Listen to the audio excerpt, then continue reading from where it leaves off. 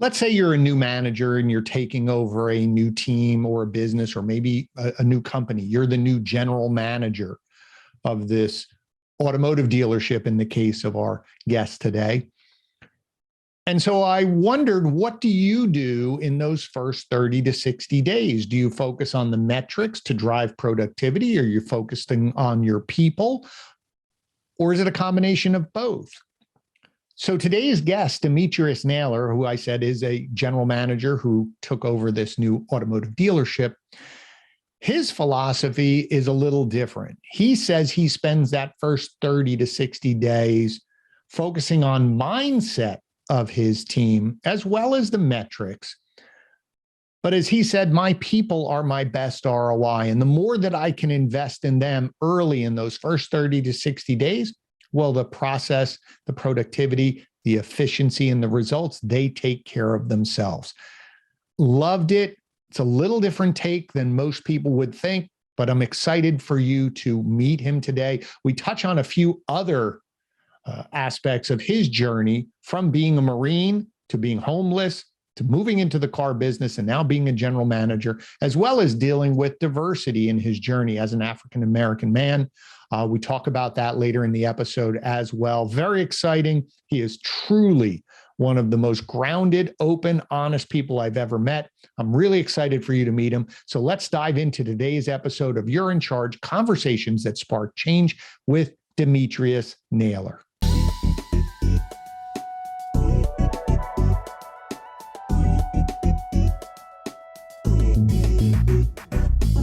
All right. So Dimitrius, thanks so much for being here and being part of the show today. One of the reasons why I wanted to bring you on, we've gotten to know each other maybe over this last year.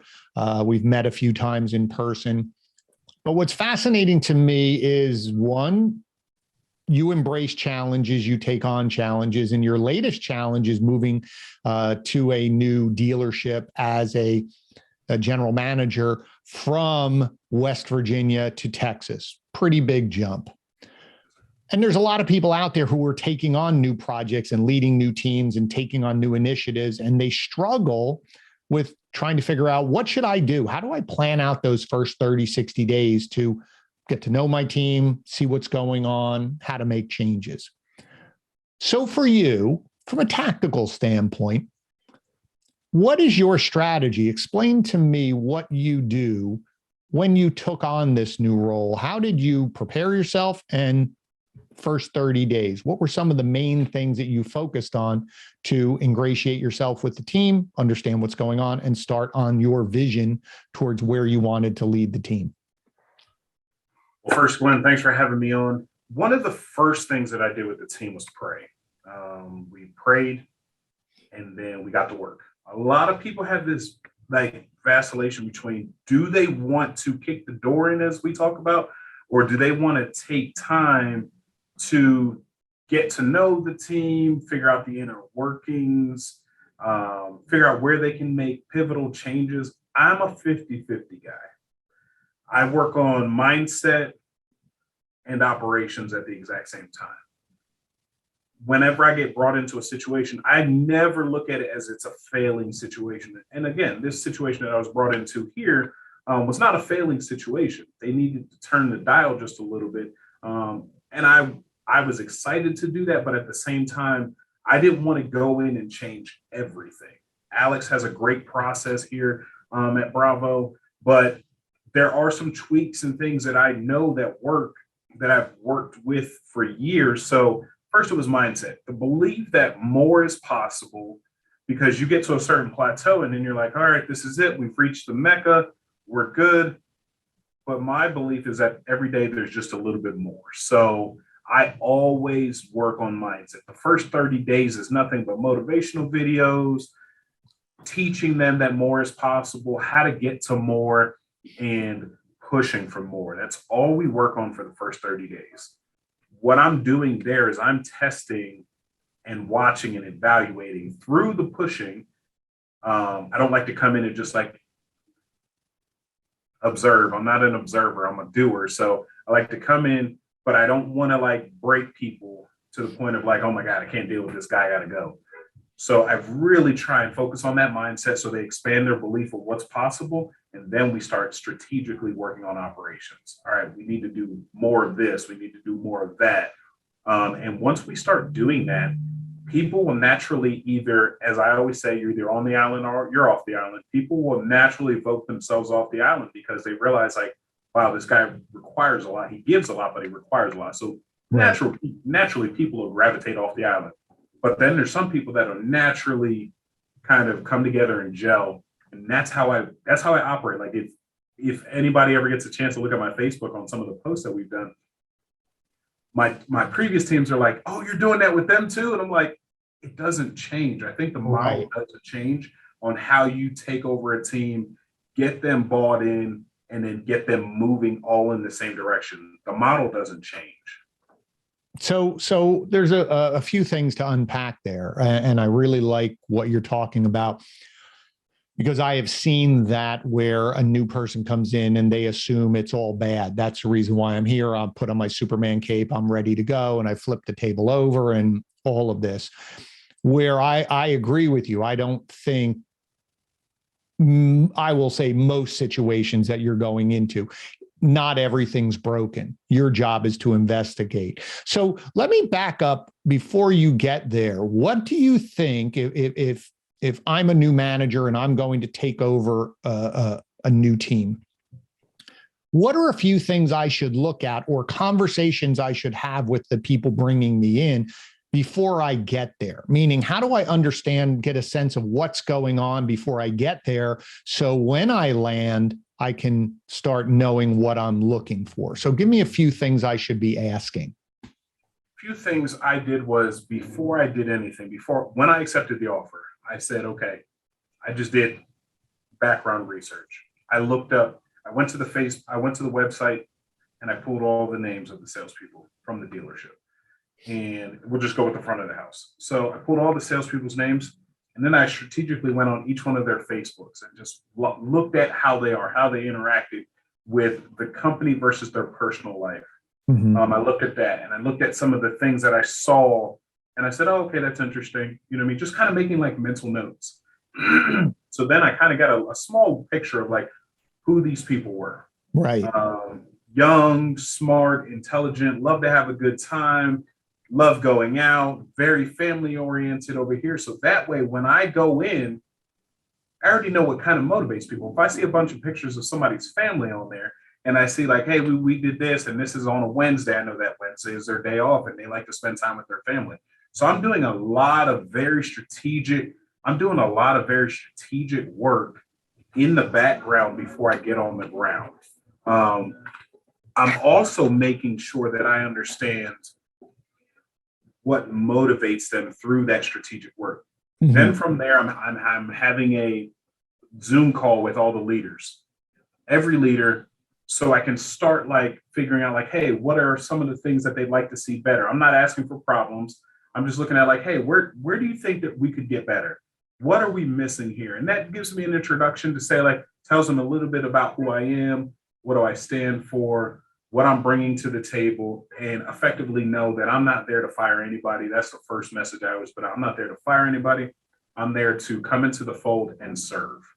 So when I put that message out, so everybody kind of takes a deep breath, because naturally in automotive, everybody thinks that you're going to come in and you're just going to sweep the table clean, bring in your own guys, everybody else is going to be gone. So I kind of lower the levels of the stress immediately by having that conversation. Look, I'm here to serve you. I'm here to help make the team as good as I can make it. And I'm just going to tweak a few things. That doesn't mean I'm going to fire anybody. That doesn't mean that that I'm going to change a whole bunch of things. But again, I'm okay with the fact that a lot of people are not going to make this ride, because I do require a lot. And that sets the tone. Well, what I love about, and for the audience, I hope you grabbed what Dimitrius was saying, because when I asked you the question, my brain went to both things. One is the people, but the numbers, the performance, the expectations of where do the people who are bringing me in see as the issues. And you only went to the people. And I think that's a really great lesson for everyone who's listening. Understanding your people, doing that due diligence, especially now that we can with social media, to get a sense of who they are, what do they motivate, are they married or not, do they have kids, what are their passions, and then extending your hand to leadership to say, what do you think, right? As they always say, seek first, as what Stephen Covey says, seek first to understand, then be understood. So by asking them first, you're breaking down the barrier instead of you coming in and saying, hey, the only reason I'm here is because you all failed, which brings that up. So I thought it was really fascinating about the people. So talk about then numbers. Is it when you're having those conversations, when you're talking with people before we're talking pre-showing up to start, is it really important for you to understand what the expectations are of ownership or leadership who are bringing you in, and also your time frame for when they're expecting results or what success looks like for them? Is that really important as well? Yes. So performance. Let's take a step back though. So the reason why I focus so much on the people is because the people are the biggest ROI. You understand what motivates the people and you understand how to get the most out of your people, the performance will then take care of itself. Naturally, the conversation between me, Alex, and everybody else was basically the potential of the store is here. We're operating at a level that's here. We need you to come in and bring the operational tempo up. We need you to bring your skill set and effectively change the numbers by this number. He didn't give me a certain date, but again, we also know that this is a performance-based business. So every day we're trying to effectively change the dial by 10%. So we're turning that dial by 5 and 10% every single day. And if we're not, then we're evaluating, looking at it and saying, hey, we're not meeting this metric. Yes, we would like to be at 350 cars within inside of 6 months. But we also want to have a model, and we had this conversation too. We want to have a sustainable model. We don't want to see the EKG. We want to see more of a slow graph of just continued success. So the big thing with having that conversation is both sides setting those expectations. My ability and my talent level saying, hey, I know that I can do that, but we've got to be smart about it because we don't want it to be a flash in the pan. On the other side of that, Alex saying, hey, look, I get that, but I also want to be here by this drop dead date. I'm okay with that. And I like goals and I like quotas.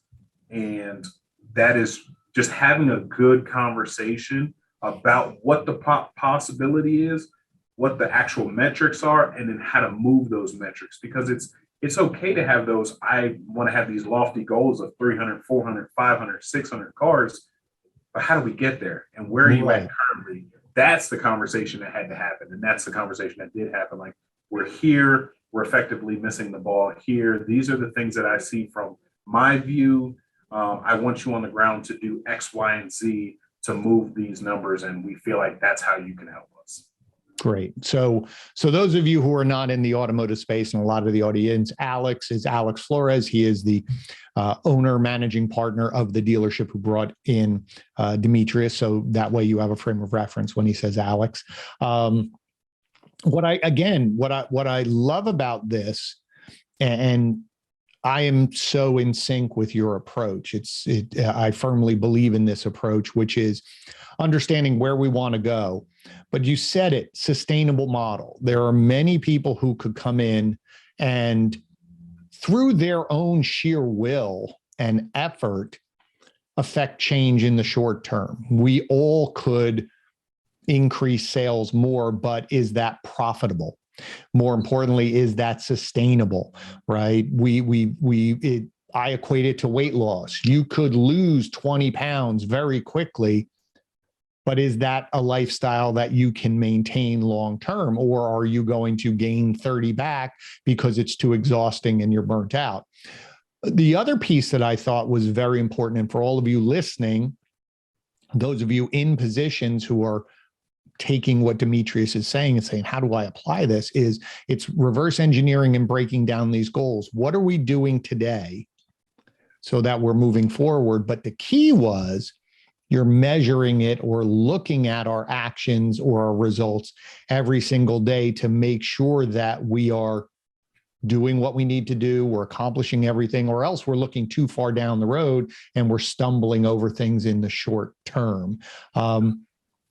Is that something, and the reason I'm going to ask that is I can't find it in front of me, but I've been rereading Colin Powell's book on leadership from military, and he talks about that in military, you're constantly evaluated. Every day you're evaluated and focused and checked and probed. And, so that's the way they build teams. And more importantly, that's how they build their bench and discover the next round of leaders.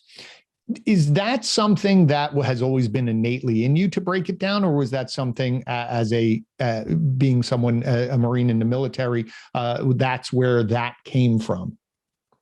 The constant evaluation does come from the Marine Corps. The constant pursuit of greatness, that constant pursuit of there's a little bit more that comes from the military. Every day I'll walk up to the staff and I'll say, I need just that, and they'll go a little bit more. But those things are from the Marine Corps. Those things are from the military. Constantly questioning and asking, can you get just a little bit more out of this person? Can you do just a little bit more? Can you effectively shave down that time, on this exercise? So one of the things that we always do is we'll do shoot houses. And what we're doing is we're trying to clear this house in a fraction of the time, because violence of action, not actual violence, but just violence of action, how fast we got in, how fast we got through the door, how fast we broke that corner with speed, accuracy, and detail is the best and most effective way to win in a close quarters combat situation, right? So I look at the same thing when I'm measuring every single day, our performance. I'm measuring did we get to that lead fast enough? Did we respond to that client quick enough? Did we provide the best level of customer service? We did this.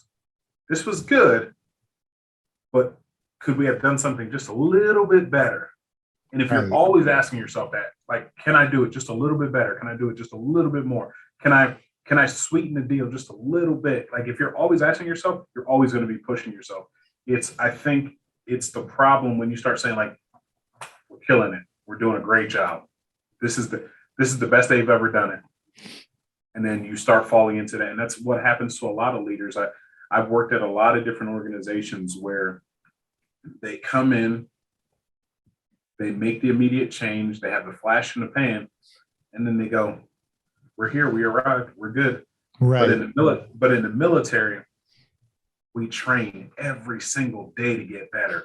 And the reason why we train is because we know that there's every day just a little bit more. So that's where I get that from.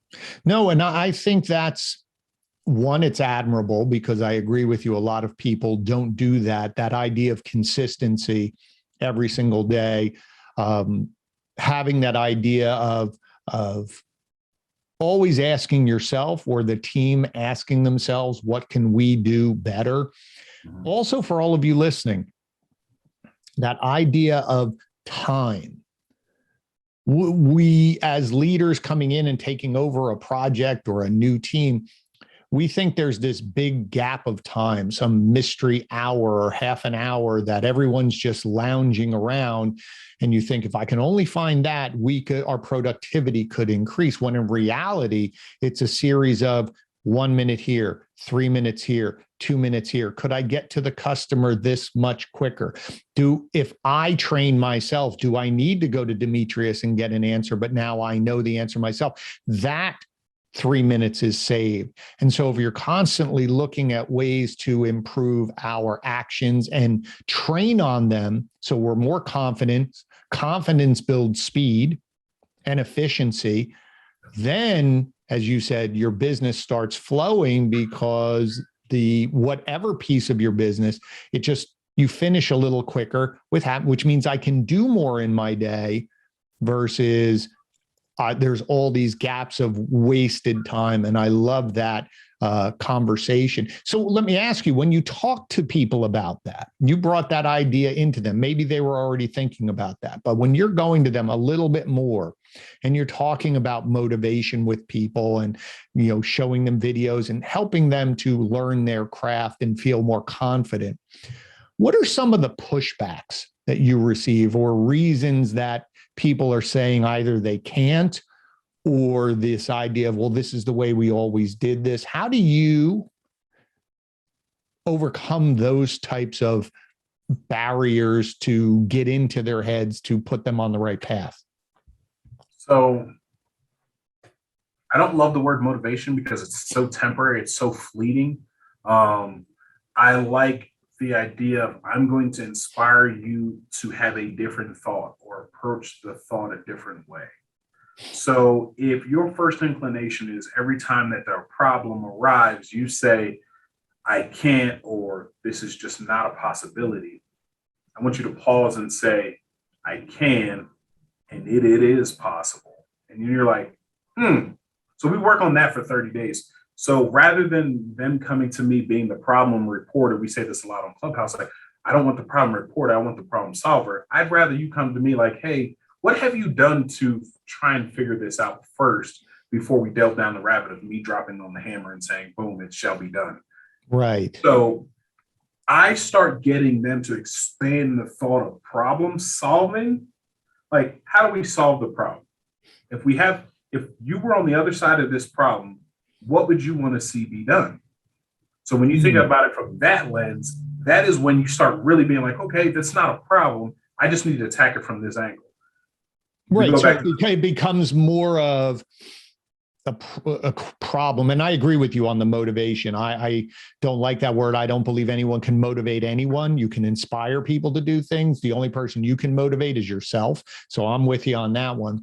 But to that point, what it sounds like you're doing is saying to people, if you're considering this a problem, or I don't know what to do, it could be an information problem, meaning maybe you don't know. But if you don't give up and you ask yourself, well, what do I think we could do?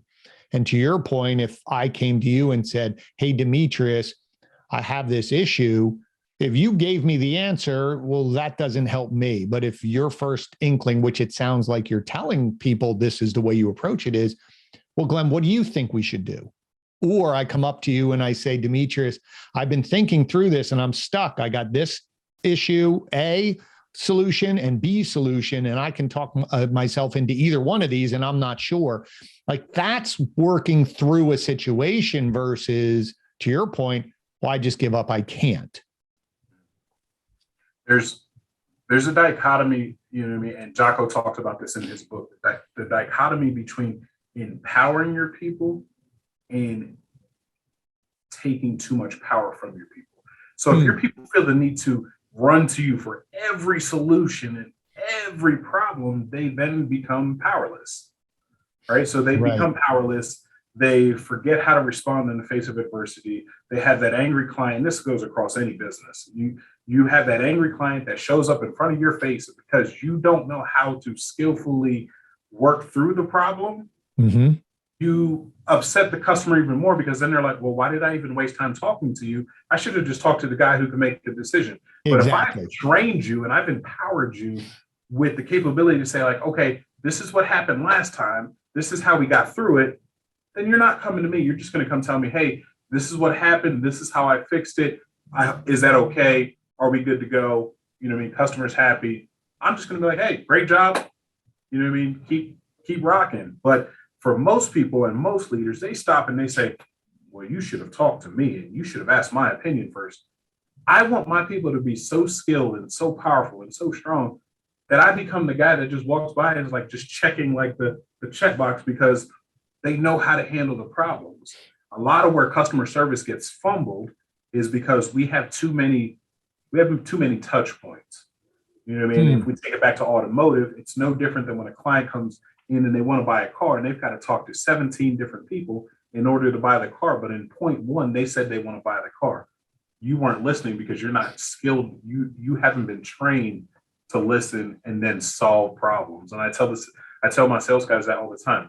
The number one thing about selling anything is solving a problem. Right. People are coming to you for a solution. If I train you how to give solutions rather than train you how to ask more questions, then you become more effective. Wow. See, I love that. And again, we always talk about these little nuggets and things that you should be writing down, but that idea of sales, and we talked about it in our episode with Ryan Dowdy. She always talked about that. The key to sales is solving someone's problem. So first asking questions, understand what the problem is, and then solving it. But to your point, empowering those people to handle the situation takes work, takes training, takes ego. Your ego has to be put on the shelf because, to your point, a lot of failures, we've probably all had managers in our days who we worked with who were so holding on to that power, that title, out of fear that if I train Dimitrius how to do this, well, then they're going to fire me. When in reality, the only way that I can do more to elevate my career, to go on and do more things, is someone has to be able to do what I do. And I have to train those people. But I love that is that you're empowering people to say, you have the power to solve this problem. If you need help, that's a different conversation, but you have the power to do that. Do you see in your career, can you see examples or without naming names, give me examples where you ran across people that were on both sides, that either helped move your career along because they empowered you, or other ones that held you back because, and talk about what they did, so that if someone was listening to this and you said, well, here's 3 things that they did to help me, and here's 3 things that hindered me, that behavior, someone may sit there and go, ooh, I'm doing that. That might be a negative. Yeah. So I've had both leaders. I've had leaders that empowered me and said, hey, look, we're going to train you. We're going to teach you, almost to the point of where you're going to replace me because you're going to be so emboldened, so empowered, but you're going to be skilled at it. You're going to be knowledgeable. I've had those leaders where they took the time to really help me understand the why. Like, why are you asking me to do this? And I think that is one of the things that I was able to take from the military and turn it on its head, because the military is instant willingness and obedience to orders without question, doubt, or reason, right? Well, when you spin that on its head, I want the same instant willingness and obedience to orders, but I want people to understand why I'm asking them to do a task. And I've had leaders that say, go park this car on the other side of the lot and don't ask me any questions, just go do it. Well, okay. Well, what am I doing this for? Am I doing this just to please you at the very moment? Or am I doing this because it serves an actual purpose? And I think people will follow you and do the things that are tough and the things that they may not necessarily want to do because they understand the why behind it. And I've had both leaders. I've had leaders that went to me and said, Demetrius, I need you to have this done by this amount of time. And I'm like, well, I've got these other 10 things I've got to do. Can you help me understand why this now needs to take priority? Not because I won't do it, but because I need to put my ducks in a row, so that way I can make sure that every task gets fixed. Well, when I can understand the why behind it, I then start moving pieces around and getting things done in a timely order, so that way I can finish your task, but still finish my work. So if you look at that from like a business thing, if Glenn walks in and says, hey, I need to have this audit of their website done by this time. Well, Glenn, you gave me 4 other things to do. Why is this one? Well, because if Glenn is just, because I said so, you're like, and then you have this slow depreciation of Glenn's value, right? Or the other part to that is, and this is also a very good point, you just made me think about this, as someone who's giving that directive, a lot of times they won't even say by this time. They'll just come in and say, hey, Demetrius, I need this done because it popped into my mind as a leader. And I'm not taking into consideration what's on your plate. But if you had, to your point is, if you built a culture where I could push back and ask you, hey, Glenn, well, when do you need this by? It could be, as long as you get it to me by the end of the day tomorrow, that's cool. Now you're going, okay, I can put it in. Now, if someone says, hey, I really need this now because I have a meeting with so-and-so, then you can say, all right, I understand why, and I can maneuver my things around. Or I could ask, I say, well, now I have two things that are due at the same time. Don't worry about it. I'll talk to some, right? That's collaboration. So it's really important as a leader to give that time frame and that why, because you respect the other person's time and their workload, and it allows them to collaborate. Because if you don't need it right away, say that, or else they're going to interpret just because you're the leader, I have to drop everything.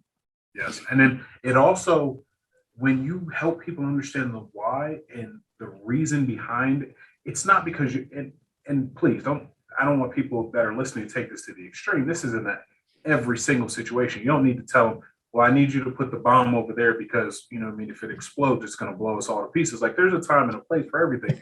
But when I'm talking about the why and the how of most situations, the reason why I'm doing it is because I want to give people the chance to rise to the occasion. I want to give people, like in the military, they'll be like, we need you to go do this training exercise and it needs to be done in this amount of time. Most top operators in the military are trying to get it done efficiently, effectively in that amount of time because they want to be seen as the guy. They want to rise to that level of occasion. Right. Everybody is that way. Everybody wants to please the boss, but everybody wants to really at their core know why, how, and the time frame. So that way they can say, even if it's at the last second, they're like, oh, boss, I got it done. Right. And when you give people that, it empowers them, it trains them, it teaches them, but it also emboldens them to reach just a little bit more. This is just the psychology of me saying, like, I really understand people, and I understand people are our best capital. I think Erica Tiffany or one of those guys said that at some point. People are our best ROI, they're our best capital. How do I just get them to turn their dial up just a little bit more? The numbers and everything, if you have a great process, will fix themselves. But if I can get the people to operate at a high level, my numbers, my metrics, everything will rise. So that's really my thought process. So with that, because I think people struggle with that, of how to break it down for someone, right? How to take someone who is performing. So in automotive, you're selling 10 vehicles a month. You in your mind look at them, look at their workload, and you're thinking they could definitely be doing double that. They could, but if I said that to them, their brain goes, I've been struggling to do 10. You want me to do 20? You want me to do 15, 16? You're crazy. But if you can, and everyone listening again, breaking it down to incremental, to say every day, if you could do you think you could make 3 more phone calls? Do you think you could you break down into almost reduce it to reduce it down to such a small level that they almost laugh at you. I used an example when I was working with a client and we were talking about reputation and saying, could you get reviews? And I said, hey, the whole team, there was 12 people there. I said, do you think we could get 1 a day from all of you, not each of you, just 1 as a group? And they all laughed. They thought it was hysterical. They said, sure. I said, well, do you realize then you'd have 25 or 30 at the end of the month? I said, but if you got 2, you'd be here. And all of a sudden, they all wanted to please and get it without feeling, oh my God, because if I said to all of them, you all have to get 1, now they're pushing back and fighting. So as you said, if I can break this down on a daily basis to something that seems almost insignificant where they go, yeah, sure, I can do that. That compound interest of all of a sudden, every day I'm adding on a little bit. They look completely different 3 months down the road with their performance. And that's where that momentum comes from that you're talking about of breaking it down, guiding them, coaching them, looking at it every single day and knowing what's working, what not, versus let's just wind it up, give them something, and then go look at it at the end of the month. I actually got this from you. When we talked and you said, I want you to write everything down that you do throughout the day, break it down hour by hour. And I said, I require all of my salespeople to make 50 phone calls, have 10 live contacts, and 2 appointments every day. That's a minimum standard. We call that the minimum standard, right? Mm-hmm. So I said, man, there's so many people that have not hit this. What am I doing? Like, maybe I need to tell them that it's more about the 10 live contacts and the 2 appointments than it is the 50 phone calls. And I said, no, because if they make more phone calls, effectively, that the contacts will come up and the appointments will come up. I said, write it down. So what I did for 5 days straight, I said, every hour we're going to journal. And I put all these white pieces of paper on the glass. I said, we're going to journal every hour what you did for that hour. We're not going to have somebody come around. I'm just going to get on the mic and I'm going to say, hey, hour check-in. They all run up and they write what they did on that board. So then I said, okay. And then people started saying, okay, I did this, and I went to lunch. And I said, just be honest. It doesn't matter what it is. Just be honest with yourself, what you did for that complete hour, and then write it up on the board.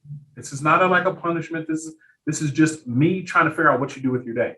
And what we found is that people are on average in our sales are only working about 4.5 to 5 hours a day. Mm-hmm. But they're here for 8 hours. Mm-hmm. I said, most people are trying to get all their phone calls done right after the morning meeting, or they're trying to get them done right before they go home. So then the very next week, I said, this is what we're going to do. You need to make 50 phone calls.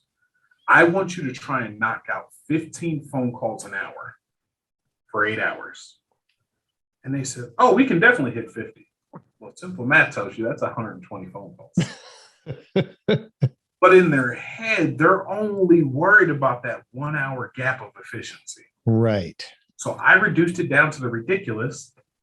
And I said, hey, look, if you only get the 5 to 10 phone calls an hour, that's fine. But this gives you something hour by hour, day by day to track. And then we start looking at, okay, now I know, hey, look, within this 3 hours, this was not a great time to make a phone call. Right. This 4 hours gave us the best ROI. So when do we need to scale up our phone calls? We need to either move it to 20 to 22 phone calls per hour within this slot, or we need to spread it out between this 4 hours. So we started doing that. And then we look at the metrics. I have them here every day. I look at the metrics every day and I say, hey, look, how many phone calls did you make this week? How many appointments did you set this week? Then we can start saying, okay, with these, now we can start dialing in. Okay, you really do really well at this time. What are you doing during this time? Right.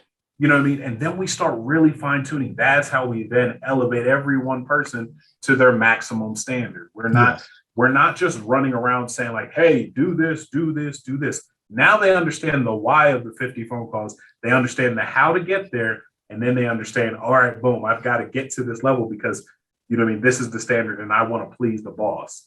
You work all three of those things together, and then that's how you get a team moving forward.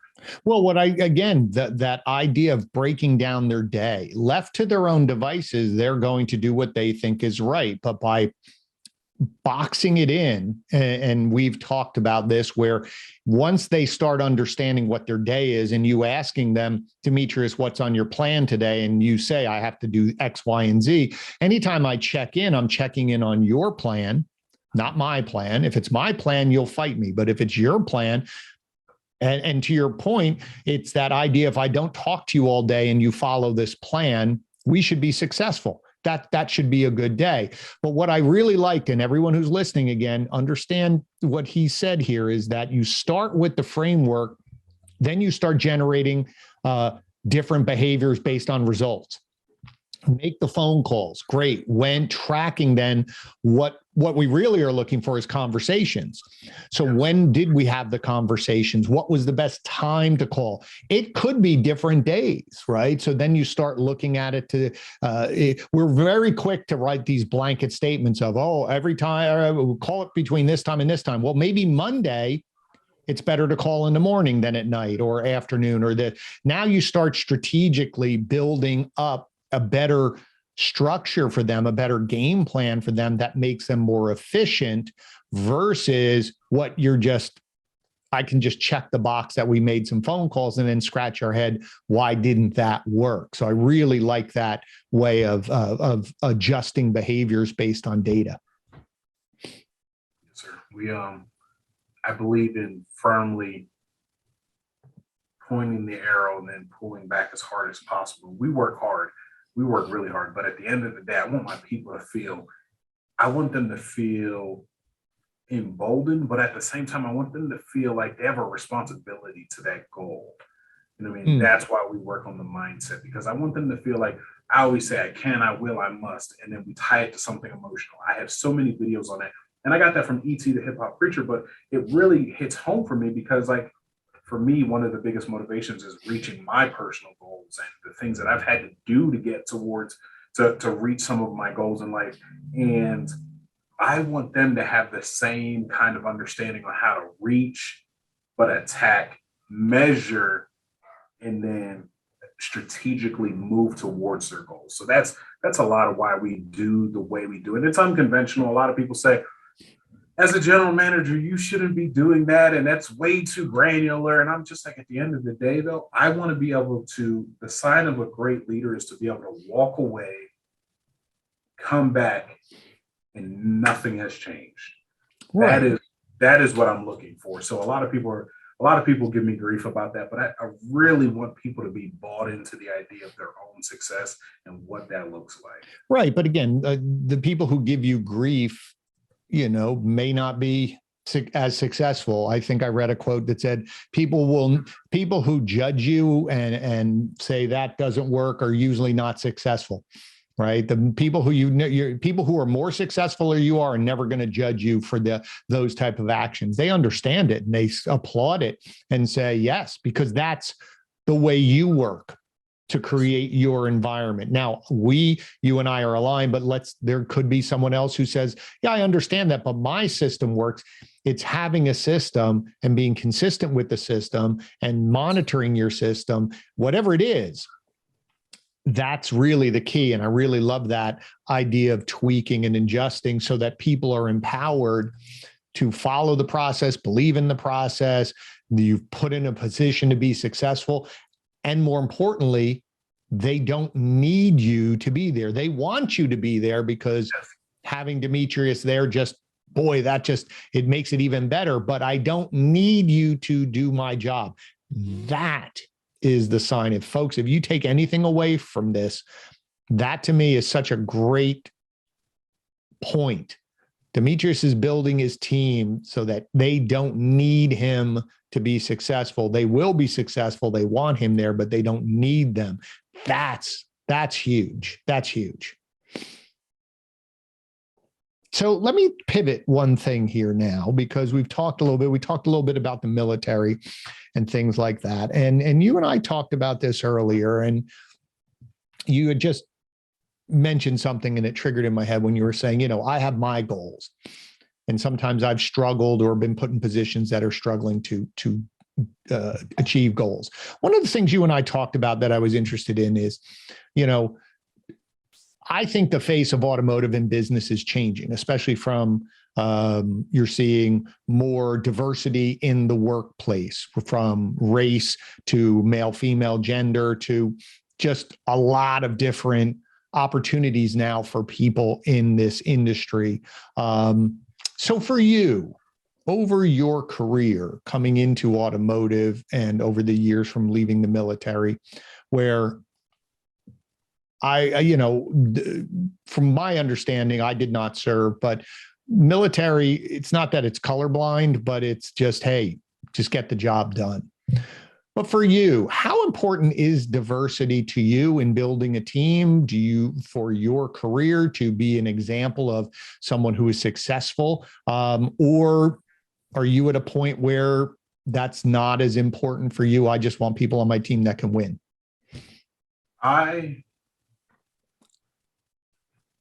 We go back to me getting the offer to become a general manager, probably in a lot of people's mind a little sooner than probably it should have happened. You know what I mean?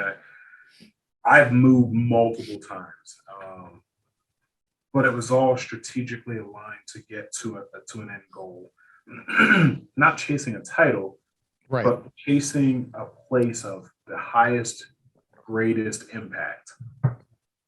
I look at diversity in the workplace as my right, my duty, and my responsibility. I'm not trying to sway the pendulum one way or the other. I just want to make sure it's fair down the line for everybody. And I say this a lot on Clubhouse. I say that we have a right and a responsibility that once we reach a certain plateau or a certain place in our lives, that we have to send that ladder back down. Right. I moved from Jacksonville, North Carolina, starting in the car business, where I wasn't allowed to get promoted or move up in the ranks based on, sometimes because of the color of my skin, because they didn't want to change the way the front office looked. Mm-hmm. I personally have fought and tried to be the best that I could be, so that way none of that ever played a role or a factor in. But again, this is still a conversation in 2021 going into 22. Yes. Where we have to recognize our ignorance in this part of the business, in this part of the world where it's that misnomer, that thing that's unspoken. Mm-hmm. But again, a lot of people ask me like, well, why did you? Because I wanted to give that opportunity to the gentleman or the lady that looked like me that wasn't given an opportunity. And do I purposely go out of my way to swing the pendulum to say, like, I don't care what it is, they're getting an opportunity over this person? No, but I make sure that the playing field is absolutely level every time I go into a situation where I can. And I make sure that I also coach and talk to people about it as much as possible, because I do know what that's like to not be given an opportunity because of the color of my skin or because I didn't look the quote unquote same as other people, Right. for one reason or another. So do I still think it happens? Yes. Do I happen to work for a great organization now that's owned by 2 minorities and that are giving opportunity? We were in our training class yesterday, and it was nice to look around the room. We have a GSM that's female, Hispanics, we have African Americans, Caucasian. I mean, the whole room was the melting pot of what diversity should look like. And I think too many times, because we get comfortable in seeing what we're used to seeing, so that kind of like inadvertently like alienates a certain group. Because if we're all used to seeing the Glens of the world or the Dimitriuses of the world, and we're friends with those people, then we naturally just kind of don't pull for those people. Right. My thing is, I look at it like this. I pull for the most talented, the most qualified, but if I have an opportunity to steward or bring in a person of color or a minority, or especially a female, I pull them in, you know what I mean, with the right qualifications, but I make sure that I take that opportunity to give back. Right. In my position. You know what I mean? Do I alienate one race over the other? Absolutely not. But I make sure that I take the extra time to give it a credible second look, or I'm a voice in that room and an advocate for that person that can't speak. So I think that's kind of where I'm at with it in regards to diversity. Am I standing on the front lines holding a picket sign? No. But at the end of the day, am I still trying to champion it from my position every day and every chance I get? 100%. No, and I that is one thing that, you know, I admire about you. When I met you, there wasn't any, it's the way you carry yourself, and it's, you know, it is that ability to look at another person and just say, you know, I want to be judged on my results. I wanted to be judged on my personality, who I am as a man or a woman, not on all of this other things. And you're right. It's still sad that we're having this conversation in 2021 or 2022. And some days it's worse and some days it's better.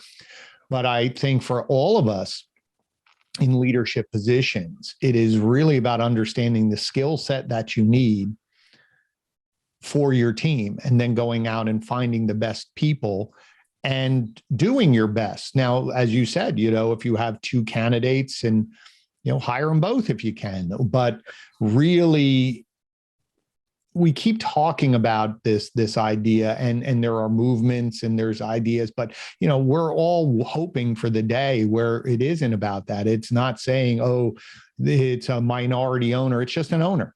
And it's a woman GSM. It's like, no, she's the GSM, right? So for me and my company, it's not a conscious thought, but I did the math at one time. Someone asked me, and I think I'm going to say outside of my brother and I, all of the leadership positions are women. Was it conscious? No, they were the best people. They stepped up, right? And so we're hoping that. And I think your example of that, of the way you carry yourself and the way you talk about it and what you're doing, that is inspiring to other people, that you have the opportunity and you're there reaching your hand back. And I think that's a really great analogy. Reach back for the people behind you, drop the ladder down, pull them up with you. I think that's phenomenal. So talk about that conversation you have with some of the people on your team who may be thinking, I'll never get that. Like, what are those conversations like for people who may not think, well, you're looking at you and saying, well, you're the exception versus I could never get there? My thought process there is, again, I want to be seen. A lot of people say, oh, I'm colorblind. I want to be seen. I want you to see me in all of my African-American beauty. I want to be seen. But at the same time, I don't want that to be the focus of our conversation. Right. I don't want it to be, there's so many isms and elitism, racism, all the different isms that are out there. Sandy's, put that like so pointedly. She said, there's so many isms that we can't even talk through these days. My thing is, I just want everybody to have a seat at the table and have a voice. Then from there, let your actions and your talent and your hard work then be the playing field. Right. So when it comes to people on my team, I make sure that when we're hiring, we don't necessarily have this problem here, like because we're such a diverse area. But right. When I was in West Virginia, and they would be like, "Oh, Dimitrius, you hired everybody and anybody." But yes, because I believe at the core principle, everybody deserves a shot. What they do with that shot is up to them. Right. Everybody says, oh, Dimitrius, you're the exception. You're this or you're that.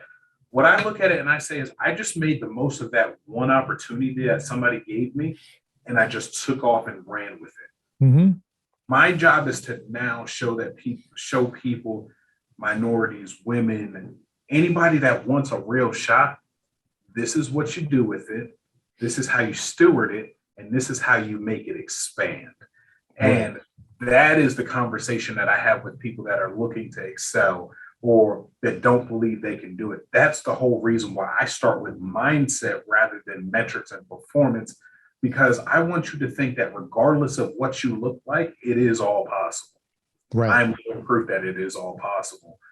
Now, am I saying I'm the best that's ever done it? No, but I am saying that everybody deserves a fair shot, a fair and intentional shot on getting to the top. Am I at the top? Far from it.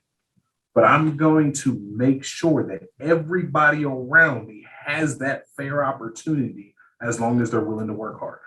Hard work is the great equalizer. Yes. And to your point, when I was thinking about asking questions, and interviewing you, I was going, I don't want this to be a topic because of what you just said. Oh, we're only having this conversation because I'm African American. No, but it's more of the way you carry yourself and the passion that you have for helping others, and to say, I'm not unique. Yes. I'm unique in the fact you're looking at me as I'm unique, but I've busted my ass to get here. That's the key. So if you want to bust your ass, and I think it was, now I'm going to go blank on, she's the CEO of 321 Ignition. And I'm sorry, she's going to yell at me for forgetting her name, but she came from Russia, and she said, don't take for granted all the opportunities that you have here, right? She was saying in Russia, you're born rich or you're born poor, and you can't change that. There is no middle class, but here, if you're willing to work hard, there's always an opportunity. And there's so many people, for whatever reason, who take their opportunities for granted or think they should be given something because of who they know, where they went to school, of their whatever. It's nauseating. I talk to my children all the time about that. I said, nobody cares. The only thing they're going to care about is how hard you work and are you willing. And if you're willing to work hard, you'll be successful. But just because you're my son nobody cares. I can get you in the door. But after that, you got to do it yourself. And it's that hard work. And that's why I wanted that conversation and to talk to you about how you're elevating your team, because there are so many people that look up to you, but it's that idea of looking up at you in awe of, oh, he's the unicorn, instead of, no, this was hard work and you all could do it. I look back and I think about the time that I was homeless. I came out of the Marine Corps and made some poor decisions as far as like proper prior planning prevents poor performance, is what we always say in the military. But I made some poor decisions on being able to have the preparedness to do things when I got out of the military. So when I got out of the military, I was homeless for a year and a half, slept in my car. And a lot of people would have laid down and might have done drugs and got addicted to alcohol and woe is me. I kept working because I always was under the mindset that more was possible. And that's where I get just a little bit more. But at the same time, though, like when I look at it, my life is just multiple instances of just working hard and never giving up. And I want to show those people that want to automatically associate the isms with hard work. And I want to tell them that, like, hey, look, at the end of the day, I'm not the unicorn. I'm not the exception. I'm just a guy who said, in the face of it all, I'm just going to work hard. I don't care what happens. I'm going to be so good that they can't ignore me. And that's all it was. And do I look at it and say there were some times that I wasn't given a shot or an opportunity? Yes. And oh man, I could always bang that drum like, oh man, it's so hard out here. But what I instead said was, I'm going to be so good or I'm going to go and grow. Like that was my mentality. Like I've reached this level here and they refuse to see the hard work and the talent. So then I need to make a transition. I need to move. That's all there was to it. And I refuse to let anybody hold me back for race, religion, for any of those things, because I was always a hard worker. You could not like me for the color of my skin. But one thing you couldn't deny was the fact that I was going to make you a lot of money, or I was going to generate you the kind of attraction that you needed to make a lot of money. So again, it just boiled down to hard work. And I don't want to dismiss the race portion of it, but I also don't want that to be the focus. And just like, I don't allow for my staff to focus on that. But at the same time, we're going to make sure that everybody gets a shot, regardless, race, religion, creed. I have all walks of life work for me. And I'm never going to hold them back. I'm going to empower them, teach them, grow them, cultivate them, mold them. But I'm going to require that they work hard, because that is the great equalizer. Hard work is the great equalizer. So that's where I'm at on that topic. And that is just awesome. I mean, I got goosebumps. I mean, just because I so understand that. That is the way that, I was raised. Like, hard work doesn't matter. And that was always the thing in my back pocket I always had, was I know how to work hard. Yep. So as long as I know how to work hard, I don't really care what I'm doing, what situation I'm in, because very similar. I was living in New York City. I was broke, like broke, not like, oh, no, go to happy hour with $1 and have a beer and eat their food broke. But I knew I was willing to work hard. So it didn't matter. Like, I'll work all day, just give me whatever. And eventually you work your way out of those situations. So I think that's such a great way to sort of wrap this up is, you want success, you want that, find people who can guide you. But at the end of the day, nothing's given to you. It's you have to work, because we all could look at people in our lives that were given things that took it for granted and wasted it and ended up with nothing.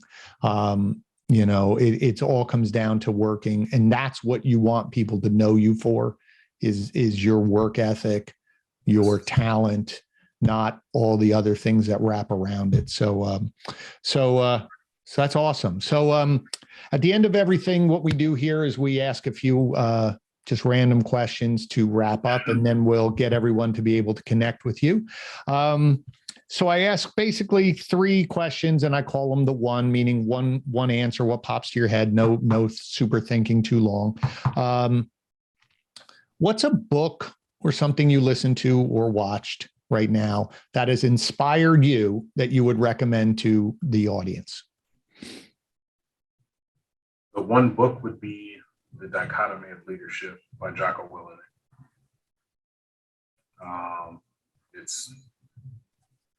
It fits my style. Right. It fits my style. It talks to me about the military aspect, but it also molds and folds in the business aspect of it. And there's so many lessons in there. And unbeknownst to me, like, I didn't realize how many lessons from the military I was taking in the business, and how they work so well hand to hand that you don't even think about it. It's so second nature. So, but reading that book, it really exposed some of the thoughts that I have as far as business, but how they're so strategically aligned with tactics and military missions. And I'm just like, wow, it's an amazing book. So that would be the first thing that pops in my head. Great. Yeah, I tell you, I was lucky enough to see him speak with Leif Babbitt at one time and spoke to them afterwards. He's an enormous individual, by the way. The nicest individual, but you want him on your side, not against you. But you're right, that whole idea of military, as I said, I'm rereading Colin Powell, and just his philosophy of how things run in the military and how they build their bench and how they look for people. I was going, that's the way I believe. I makes so much sense. So I think that's great, and we'll put that in the show notes for people. We try to keep all the books that our guests recommend, and we're going to do an end of the year list of books for people. Okay, if I took all your friends, your wife, your family, close people who know you, put them in a room and said, describe Dimitrius in one word, what do you think that one word they would say? Relentless. Okay. I think that would be a good one too.